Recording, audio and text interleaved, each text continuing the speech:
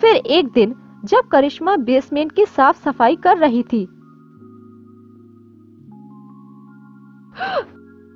ओह, तो सच्चाई ये है। मुझे इसे संभाल के रखना होगा ताकि वक्त आने पर मैं इसे करण को दिखा सकूं, ताकि उन्हें भी उनकी माँ की असलियत पता चले। तुम तुम इस कमरे में क्यों आए हो? माहिरा, हम पति पत्नी हैं। आखिर कब तक ऐसे अलग रहेंगे? हम दोनों आज से एक साथ रहेंगे। पति पत्नी? हाँ, माय फुट। निकलो यहाँ से, निकलो।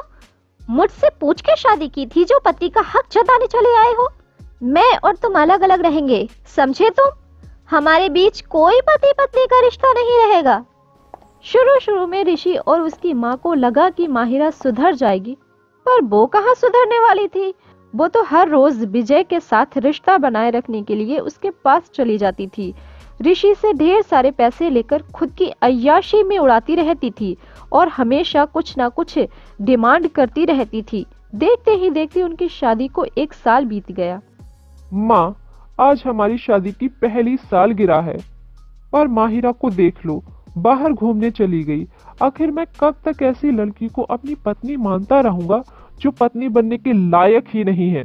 बेटा, अब मुझे भी नहीं लगता कि ये सुधरने वाली है। 1 साल हमने उसे झेल लिया, अब और नहीं। चलो कल ही इसके पापा से बात करके हमेशा के लिए इसके घर भेज देते हैं। हाँ माँ, यही सही रहेगा। उफ, पता नहीं ये करण की मॉम बेसमेंट को हर 2-4 दिन में साफ करने के लिए क्यों बोलती हैं, पर उन्हें क्या पता। साफ सफाई करते करते मेरे हाथों में उनके काले करतूतों का कच्चा चिट्ठा पड़ गया है। जो भी हुआ अच्छे के लिए ही हुआ। मौका आने दो सासू माँ, मैं आपके बेटे के सामने आपकी असलियत ला कर ही रहूंगी। बेसमेंट में काम करते करते करिश्मा को अपने घर की याद आ जाती है। अरे कितना करूं, ये खत्म ही नहीं होता। बहुत दिन हो गए चाचा चाची से बात भी नहीं हुई। मोबाइल लेकर आती हूँ और काम के साथ साथ घर पे बात भी कर लूंगी। करिश्मा जैसे ही बेसमेंट से ऊपर अपने कमरे में जाने लगी, उसे हल्की सी एक आवाज सुनाई दी, जैसे कोई घर पे धीरे धीरे बात कर रहा हो। वो जैसे ही आगे बढ़ती गई, उसे वो आवाज और क्लियरली सुनाई देने लगी।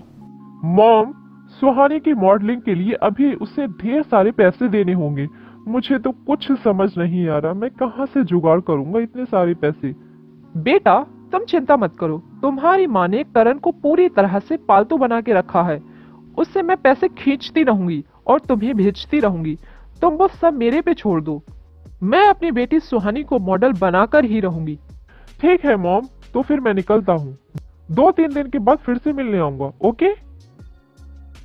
हाँ बेटा, तुम्हें अभी निकलना चाहिए। करिश्मा बेसमेंट से आ जाएगी तो उसे डाउट हो सकता है।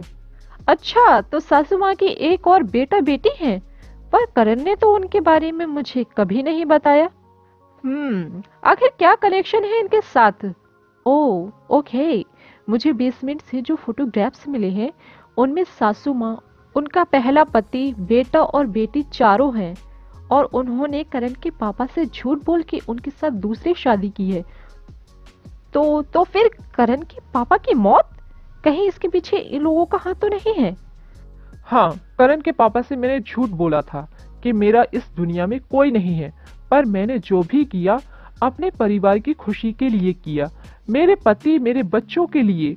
और आखिर में मैं करण के पापा से शादी करके आज इतने बड़े घर की मालकिन बन गई। अब कैसे भी करके मुझे करण से उसकी सारी प्रॉपर्टी छीन कर अपने बच्चों के नाम करनी होगी। करण के पापा को तो मैं कब से अपने रास्ते से हटा चुकी हूँ, अब करण की बारी। तो आप लोग क्या चाहते हैं? हाँ, आखिर कब तक मेरा बेटा आपकी बेटी की हरकतों को बर्दाश्त करता रहेगा? आप ही बोलिए। 1 साल हो गया उनकी शादी को, पर आज तक माहिरा ने मेरे साथ तो छोड़िए, ऋषि से भी सीधे मुंह बात नहीं की। ऋषि, तुम अपनी पत्नी को कंट्रोल में नहीं रख सकते? कैसे लड़के हो तुम? माहिरा एक इंसान है, मशीन नहीं जो मैं उसे कंट्रोल में रखूं। मैं ये सब कुछ नहीं सुनना चाहता। मैंने अपनी बेटी को ब्याह दिया है, अब आप लोगों को ही उसे संभालना चाहिए। अगर वो अच्छे से नहीं मान रही तो एक कमरे में बंद करके रखो उसे। 1-2 महीने में बाहर घूमने का नशा उतर जाएगा। पर भाई साहब, आप क्यों नहीं समझ रहे? हम ऐसे नहीं हैं और ये सब नहीं कर सकते। मुझे तो लगता है कि माहिरा किसी और को चाहती है और आपने उसकी शादी जबरदस्ती ऋषि से करवा दी है। बस, और एक शब्द भी नहीं सुनना चाहता मैं। ना तो मैं माहिरा को अपने घर पे रखूंगा और ना ही तुम दोनों का तलाक होगा। अगर ऐसा कुछ भी हुआ तो मेरा रिप्यूटेशन डाउन हो जाएगा और मैं ऐसा होने नहीं दूंगा। आगे से आप माहिरा को कंट्रोल में ना रखकर अगर मेरे पास आए तो मैं डोमेस्टिक वायलेंस का केस ठोक दूंगा। फिर माँ बेटे रहना दोनों जेल में। आप ये क्या बोल रहे हैं? भाई साहब, मगर माहिरा को हम कैसे संभालेंगे? तुम्हारी हिम्मत कैसे हुई मेरे पापा के सामने मेरे खिलाफ बोलने की? मैं अभी ये घर छोड़कर जा रही हूँ। तुम्हारे साथ मेरा कोई रिश्ता नहीं। माहिरा, चुपचाप यहीं पर बैठो। अब ये तुम्हारा घर है और इस घर को अपना बनाने की कोशिश करो। दिन रात बाहर घूमना बंद करके माँ के साथ मिलकर घर के काम काज में हाथ बटाओ।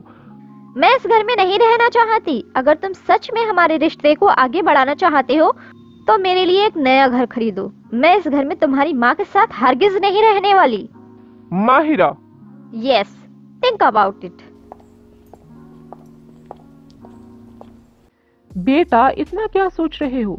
इस घर को तुम्हारे पिताजी ने बनाया था। मेरी अर्थी तो इसी घर से ही निकलेगी। हाँ, ठीक कहा माहिरा ने। तुम भी उसके लिए एक घर बना दो। देखना, उसके बाद वो उसे अपना घर मानने लगेगी और सब कुछ सही हो जाएगा।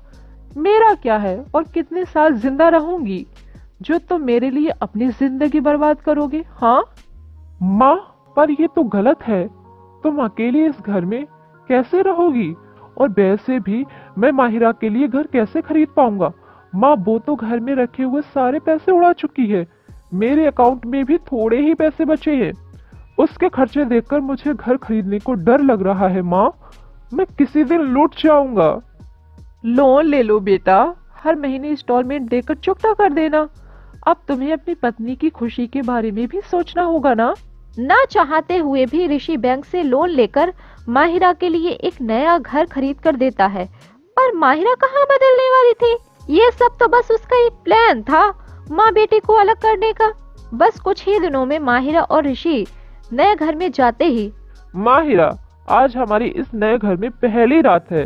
होपफुली आज से हम एक साथ बहुत खुश रहेंगे। What nonsense! एक घर खरीद के तुम मुझे पालोगे? हाँ, नॉट हैपनिंग ऋषि। मुझे एक कार चाहिए, अपनी कार। कार? इसके आगे क्या होने वाला है ये जानने के लिए हमारा अगला एपिसोड देखना ना भूले।